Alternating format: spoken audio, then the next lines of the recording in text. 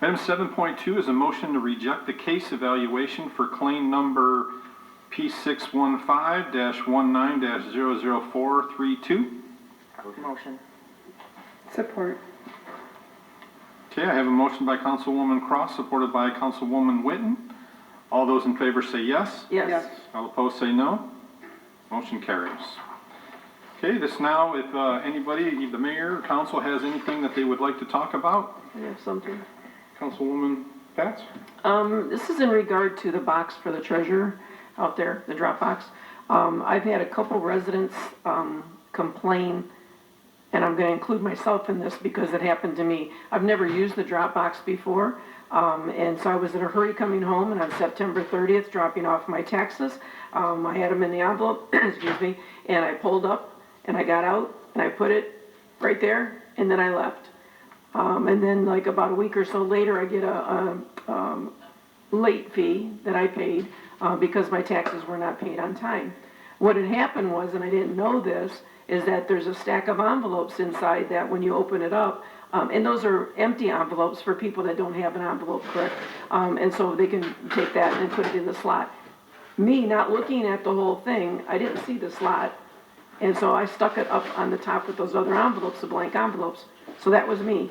Well, I came up to City Hall last week, I believe it was, and there was a resident who was outside, and he was talking to someone, and the gentleman came out and handed him a paper. And so as he was going back to his vehicle, I stepped out of my car to come in, and I said, "Is everything okay?" And I explained who I was, and he says, "Well, let me tell you what just happened." He said, "I went over to pay my water bill or whatever it was he's going to pay." He says, "And there's a stack of envelopes in there." He says, "And I pulled them out, and there were lots of envelopes that had people's addresses." He said, "I could have taken those envelopes home and gotten all the information that I needed off of that information. Could have been cash, which some were, could have been, checks or whatever." He said, "So I took them all and I put them in a slot." Now, because I did that, I thanked him for doing that. But he says, "That is ridiculous how that is there. Anybody can nobody really knows unless we explain to them, like I knew now, I'm never going to do that again." But is there something we can do with that, with the envelopes being there? And that was not just there was another resident who came in and talked to our security person, saying the same thing, that they've always had complaints about this, people taking it and not putting it in the right spot. Through the chair, on the drop box, when you open it, it is clearly labeled payments and supplies. We've always had extra envelopes on the side of the old drop box. However, they got wet, and when it rained or snowed, they were all damaged. So that's the reason that we put it in the slot. The girls from the office that go and check the mailbox or the drop box every day, they check that because some residents do stick it in there. We have to offer them some type of envelope to put their money in instead of just dropping money into the drop box, and payments and coupons will get separated. I mean, it's clearly labeled. Supplies and payments. Well, they must not have gone in that day that I dropped mine off, because it was a week later. You said they didn't see it until the 13th. They went in there twice a day, and it was actually 3 times a day when on the 30th. I have a process in place that all of the envelopes that came out of the drop box, I had one cashier do. And that cashier validates every check and every payment that she does. That cashier did not validate your payment. So, I mean, according to my processes, that was not in there on the 30th. It was validated by the other cashier that was doing payments beyond the 30th.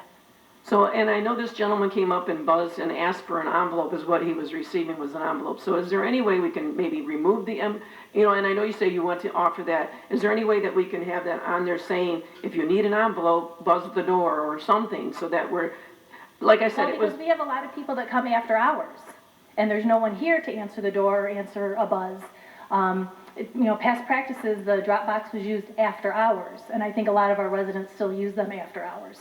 Well, you would think as a resident you would bring an envelope, put something into a mailbox. It's like mailing a letter. You don't just drop the card in there. You'd be surprised how many checks and stubs we have separate. There's just got to be something, because I'm hearing more complaints, not just from myself and this gentleman, but other residents are saying that, that doesn't make any sense how it's like that. Well, I mean, on the door it says supplies and payments. But I didn't even look at it. When I pulled up, I was in a hurry. I got to get my payment here. I opened it up and I set it up there, and then I left and I mentioned it, to my husband, and he says, "What did you do?" And I says, "Well, I put it in the mailbox, or put it in there." So there were some other envelopes in there after we got our overdue. And we do have a couple every day, but I mean, the girls do get it out of the drop box, or out of that extra slot, because it's separate from the back of it as well. So the comment that was made to me from someone saying that nothing's gonna happen, and I said, well, I'm gonna bring it to, you Nothing's know, gonna happen for what? to fix it so that nobody sticks their envelopes up there and somebody can't just come up and take it out Well, of I feel there. that I have to offer the supplies to the residents as well. And there's no way to attach it to the sides of it and not have the envelope damaged with the weather and, you know, extenuating circumstances. Unless we get another box, I don't know.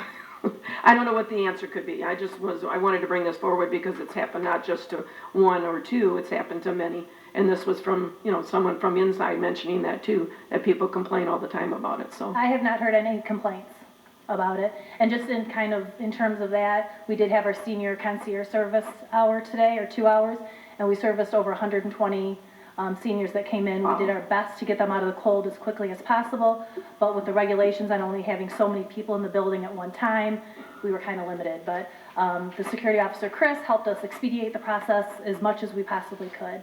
And we will continue that for the next 2 Tuesdays from 8 a.m. to 10 a.m. for Okay, the residents. so that's what I was going to ask. appreciate that. The next 2 Tuesdays, senior citizens can come in on Tuesday morning from 8 to 10 o'clock. Without to an pay- appointment. Without an appointment to pay their taxes in person. Yes. Okay, I was going to ask you. Thank you on that, I Ready? appreciate that. Okay. Mayor Saunders? Mr. Chairman, 2 things. Just first, we are taking possession of several thousands of these masks. For those at home, I don't know if you can see. They are given to the city of Taylor on behalf of Wayne County. They are reusable. We are going to, as per their instructions, we are going to afford each resident in the city of Taylor 5 of these, so they'll get a package that looks something like this. They'll have to call and make an appointment and come and pick them up through community development. But that announcement will go out either later this week or early next week. And we're also getting several thousands of masks that are donated by Ford Motor Company from Commissioner Basham later this week. That will be the kind of the surgical masks. So they'll be a little different than this. They won't be reusable. Yeah, there's a little Ford imprint on them. He's going to bring them over later this week. So those announcements will both go out, and we'll make these available to everybody citywide. So everybody could be eligible to get 5. 5 of these, Masks? and as Okay. many as they wanted the other ones. Okay. So, That's good. and then I just wanted to make a quick announcement regarding the Taylor Winterfest.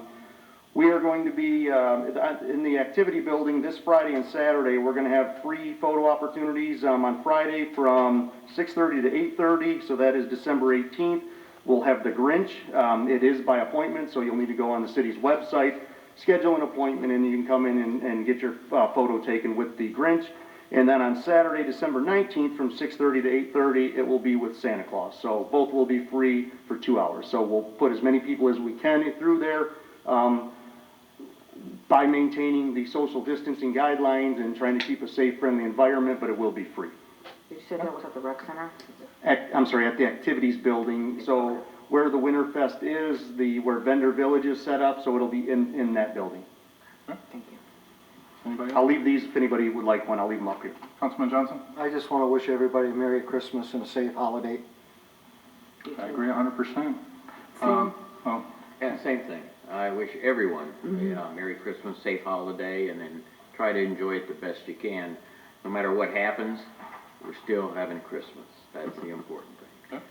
I agree 100%, and I would just also like, I was telling Charlie earlier, and I know some of you guys are good friends, I actually never knew Wayne Avery. I never met him. I've always known the name. His dad, or his brother was one of my baseball coaches, his brother Dale, but ever since I've been here, I've always heard good things about him. I hear he was the greatest guy in the world, and I just want to give our condolences to the Avery family, and for all the dedication that Wayne has given to this city. I know he was the treasurer for a while, and I believe he worked in other departments as well. Councilman Johnson. Yes, and I like to piggyback on that. As the mayor likes to say, Wayne was a sweetheart. He was a great guy. He's going to be missed. Yeah. Okay. I almost forgot you again. I told you to yell at me. Mr. Chairman, this is from State Representative Garza. He would like to wish everyone in the city of Taylor a very Merry Christmas and a Happy New Year. and I also would like to say the same, even though it is a different type of year. We all have our health and we're all here, so Merry Christmas and Happy New Year. I agree. Me too. And everyone at home. Okay. I'd also like to say Merry Christmas and a happy, healthy New Year to everyone. Let's hope so. Okay, nobody else? Okay. Okay, if nobody has anything, I'll entertain a motion to adjourn. We'll make that motion to adjourn. Support? Okay, I have a motion by Councilwoman Cross, supported by Councilman Remick. All those in favor, say yes. Yes. All those opposed, say no. Okay, the meeting is adjourned at 8:58 p.m.